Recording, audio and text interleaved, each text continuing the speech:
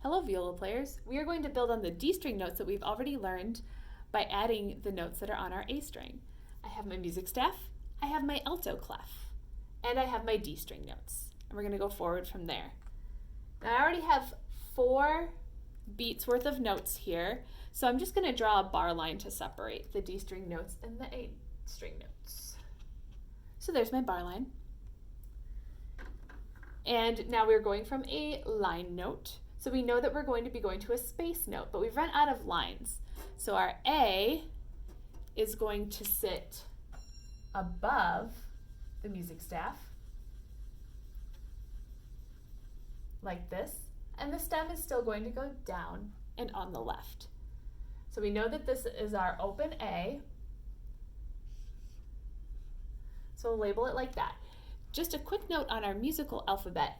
When we talked about our D string notes, we talked about that our notes go forward in the alphabet, D, E, F, G. Our musical alphabet ends at G, so after we've had a G, we're going to go to A.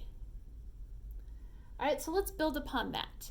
So we have no more lines and spaces left in our music staff. We will have to add our own. This line right here is called a ledger line. So it sits like if it were on top of an A's head, just floating by itself in the air. And that note is going to go right on that line. The line's going to cut through its head just like any other line notes that we've had. Our musical alphabet continues A to B, 0 to 1. Now moving right along, we're going to build on this B. We're going to add our same ledger line that we had for the B, but this time the note's going to sit on top, like a bird on a telephone wire. And this one, continuing on our A string, A, B, C, just like the F, the C has a last name, C sharp, 0, 1, 2. And we have one more note left on our A string. I'm going to draw that same ledger line. Now I have to draw a second ledger line because we've already used up all our spots for this one. That ledger line will cut through our note's head.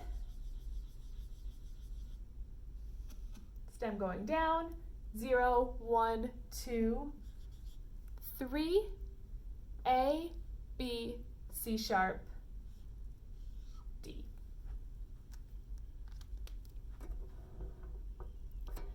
So now we have notes going all the way from our open D up to this high D. So you might say, we already know a D.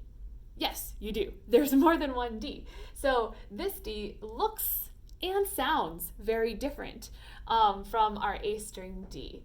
This D is much lower on the staff, so it will make a lower sound, and this D on our A string with 3 fingers will make a much higher sound.